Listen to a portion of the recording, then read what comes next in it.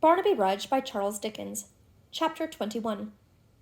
It was for the moment an inexpressible relief to Dolly to recognize in the person who forced himself into the path so abruptly and now stood directly in her way, Hugh of the Maypole, whose name she uttered in a tone of delighted surprise that came from her heart. "Was it you?" she said. "How glad I am to see you, and how could you terrify me so?" In answer to which he said nothing at all, but stood quite still, looking at her. "Did you come to meet me?" asked Dolly. Hugh nodded, and muttered something to the effect that he had been waiting for her, and had expected her sooner. "I thought it likely they would send," said Dolly, greatly reassured by this. "Nobody sent me," was his sullen answer. "I came of my own accord." The rough bearing of this fellow, and his wild, uncouth appearance, had often filled the girl with a vague apprehension even when other people were by, and had occasioned her to shrink from him involuntarily. The having him for an unbidden companion in so solitary a place, with the darkness fast gathering about them, renewed and even increased the alarm she had felt at first. If his manner had been merely dogged and passively fierce, as usual, she would have had no greater dislike to his company than she always felt. Perhaps, indeed, would have been rather glad to have had him at hand. But there was something of coarse, bold admiration in his look, which terrified her very much. She glanced timidly towards him, uncertain whether to go forward or retreat, and he stood gazing at her like a handsome satyr, and so they remained for some short time, without stirring or breaking silence. At length Dolly took courage, shot past him, and hurried on. "Why do you spend so much breath in avoiding me?" said Hugh, accommodating his pace to hers, and keeping close at her side. "I wish to get back as quickly as I can, and you walk too near me," answered Dolly. "Too near?" said Hugh, stooping over her so that she could feel his breath upon her forehead. "Why too near? You're always proud to me, mistress." "I am proud to no one. You mistake me," answered Dolly. "Fall back, if you please, or go on." "Nay, mistress," he rejoined, endeavoring to draw her arm through his. "I'll walk with you." She released herself, and clenching her little hand, struck him with right good will. At this, Maypole Hugh burst into a roar of laughter, and passing his arm about her waist, held her in a strong grasp as easily as if she had been a bird. "Ha, ha, ha! Well done, mistress! Strike again! You shall beat my face, and tear my hair, and pluck my beard up by the roots, and welcome, for the sake of your bright eyes. Strike again, mistress, do! Ha, ha, ha! I like it!" "Let me go," she endeavoring with both her hands to push him off. "Let me go this moment." "You had as good be kinder to me, sweet lips," said Hugh. "You had indeed. Come, tell me now, why are you always so proud? I don't quarrel with you for it. I love you when you're proud. Ha, ha, ha! You can't hide your beauty from a poor fellow. That's a comfort." She gave him no answer, but as he had not yet checked her progress, continued to press forward as rapidly as she could. At length, between the hurry she had made, her terror, and the tightness of his embrace, her strength failed her, and she could go no further. "Hugh," cried the panting girl, "good Hugh, if you will leave me, I will give you anything, everything I have, and never tell one word of this to any living creature." "You had best not," he answered. "Harkye, little dove, you had best not. All about here know me, and what I dare do if I have a mind. If ever you are going to tell, stop when the words are on your lips, and think of the mischief you'll bring, if you do, upon some innocent heads that you wouldn't wish to hurt a hair of. Bring trouble on me, and I'll bring trouble and something more on them in return. I care no more for them than for so many dogs. Not so much, why should I? I'd sooner kill a man than a dog any day. I've never been sorry for a man's death in all my life, and I have for a dog's." There was something so thoroughly savage in the manner of these expressions, and the looks and gestures by which they were accompanied, that her great fear of him gave her new strength, and enabled her by a sudden effort to extricate herself and run fleetly from him. But Hugh was as nimble, strong, and swift of foot as any man in broad England, and it was but a fruitless expenditure of energy, for he had her in his encircling arms again before she had gone 100 yards. "Softly, darling, gently. Would you fly from rough Hugh that loves you as well as any drawing-room gallant?" "I would," she answered, struggling to free herself again. "I will! Help!" "A fine for crying out," said Hugh. "Ha, ha, ha! A fine pretty one from your lips. I pay myself. Ha, ha, ha! Help! Help! Help!" As she shrieked with the utmost violence she could exert, a shout was heard in answer, and another, and another. "Thank heaven!" cried the girl in an ecstasy. "Joe, dear Joe, this way! Help!" Her assailant paused, and stood irresolute for a moment, but the shouts drawing nearer and coming quick upon them forced him to a speedy decision. He released her, whispered with a menacing look, "Tell him, and see what follows," and leaping the hedge was gone in an instant. Dolly darted off and fairly ran into Joe Willet's open arms.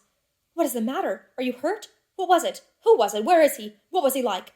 with a great many encouraging expressions and assurances of safety, were the first words Joe poured forth. But poor little Dolly was so breathless and terrified that for some time she was quite unable to answer him, and hung upon his shoulder sobbing and crying as if her heart would break. Joe had not the smallest objection to have her hanging on his shoulder, no, not the least, though it crushed the cherry-colored ribbon sadly and put the smart little hat out of all shape. But he couldn't bear to see her cry. It went to his very heart. He tried to console her, bent over her, whispered to her. Some say kissed her, but that's a fable. At any rate, he said all the kind and tender things he could think of, and Dolly let him go on and didn't interrupt him once, and it was a good 10 minutes before she was able to raise her head and thank him. "What was it that frightened you?" said Joe. "A man, whose person was unknown to her, had followed her," she answered.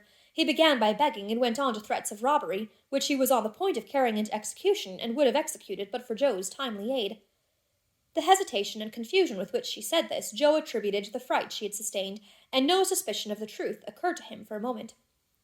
"Stop when the words are on your lips." 100 times that night, and very often afterwards, when the disclosure was rising to her tongue, Dolly thought of that and repressed it. A deeply rooted dread of the man, the conviction that his ferocious nature, once roused, would stop at nothing, and the strong assurance that if she impeached him, the full measure of his wrath and vengeance would be wreaked upon Joe, who had preserved her. These were considerations she had not the courage to overcome, and inducements to secrecy too powerful for her to surmount. Joe, for his part, was a great deal too happy to inquire very curiously into the matter, and Dolly being yet too tremulous to walk without assistance, they went forward very slowly, and in his mind very pleasantly, until the maypole lights were near at hand, twinkling their cheerful welcome, when Dolly stopped suddenly, and with a half-scream exclaimed, "The letter!" "What letter?" cried Joe. "That I was carrying. I had it in my hand. My bracelet, too," she said, clasping her wrist. "I have lost them both." "Do you mean just now?" said Joe. "Either I dropped them then, or they were taken from me," answered Dolly, vainly searching her pocket and rustling her dress. "They are gone, both gone. What an unhappy girl I am." With these words, poor Dolly, who, to do her justice, was quite as sorry for the loss of the letter as for her bracelet, fell a-crying again, and bemoaned her fate most movingly.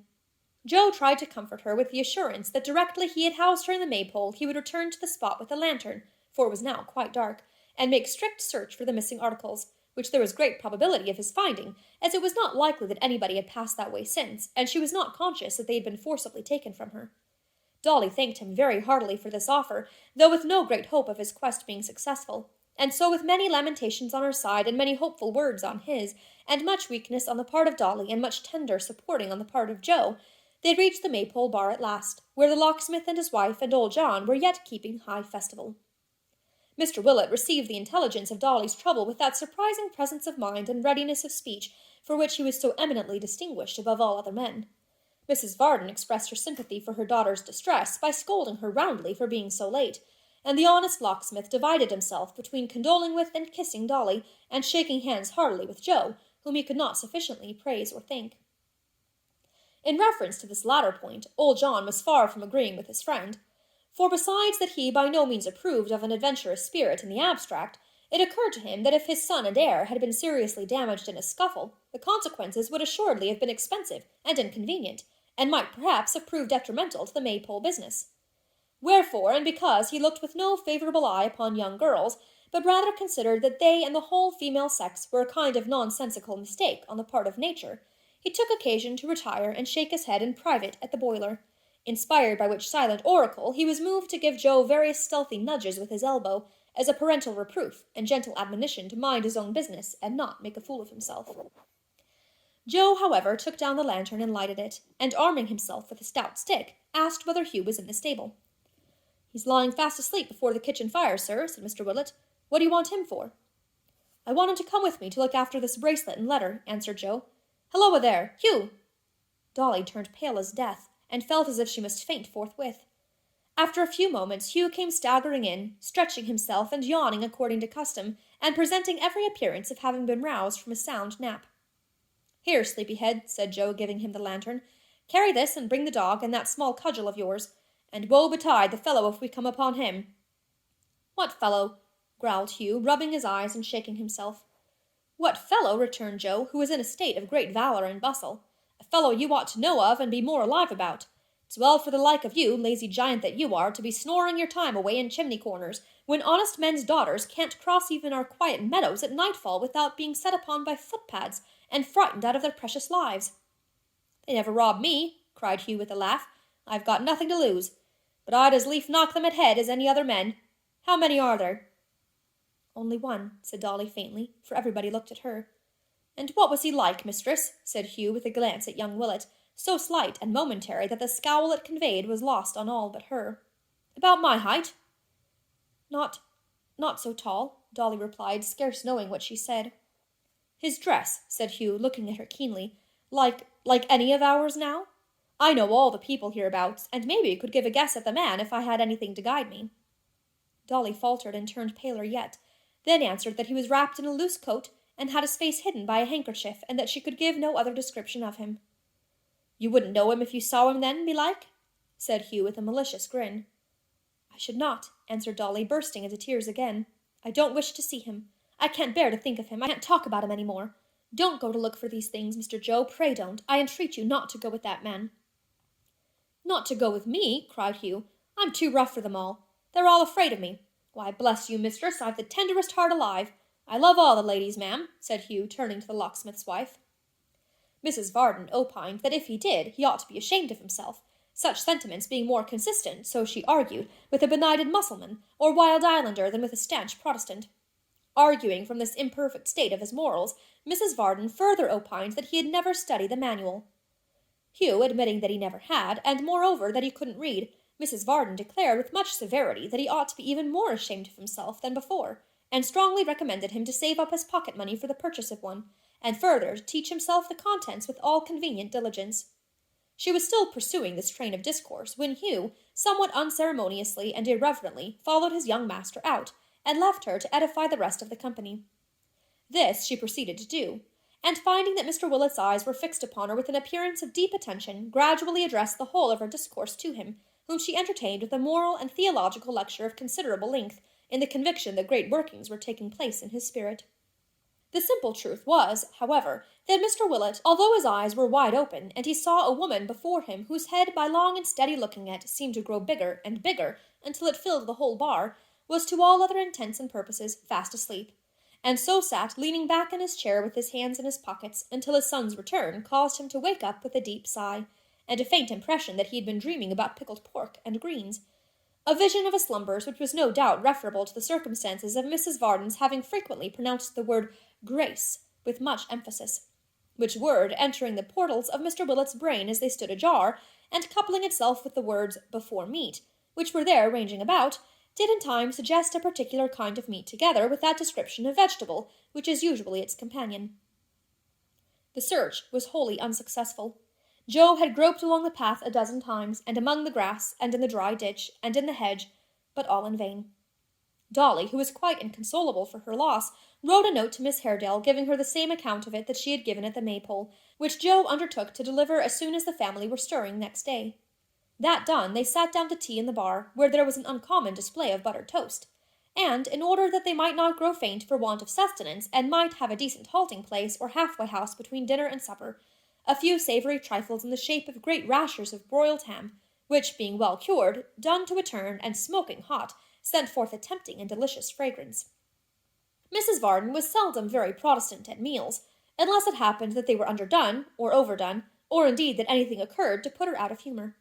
Her spirits rose considerably on beholding these goodly preparations, and from the nothingness of good works she passed to the somethingness of ham and toast with great cheerfulness.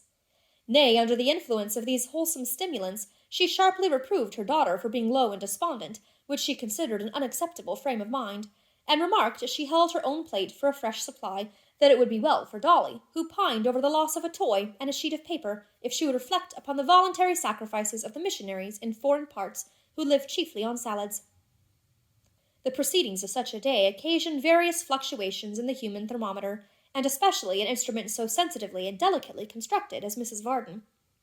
Thus, at dinner, Mrs. V. stood at summer heat, genial, smiling, and delightful. After dinner, in the sunshine of the wine, she went up at least 6 degrees, and was perfectly enchanting. As its effect subsided, she fell rapidly, went to sleep for an hour or so at temperate, and woke at something below freezing. Now she was at summer heat again, in the shade, and when tea was over, and old John, producing a bottle of cordial from one of the oaken cases, insisted on her sipping 2 glasses thereof in slow succession, She stood steadily at 90 for 1 hour and a quarter. Profiting by experience, the locksmith took advantage of this genial weather to smoke his pipe in the porch, and in consequence of this prudent management, he was fully prepared when the glass went down again to start homewards directly. The horse was accordingly put in, and the chaise brought round to the door. Joe, who would on no account be dissuaded from escorting them until they had passed the most dreary and solitary part of the road, led out the grey mare at the same time, and having helped Dolly into her seat, more happiness, sprung gaily into the saddle. Then, after many good nights and admonitions to wrap up, and glancing of lights and handing in of cloaks and shawls, the chaise rolled away, and Joe trotted beside it, on Dolly's side, no doubt, and pretty close to the wheel, too.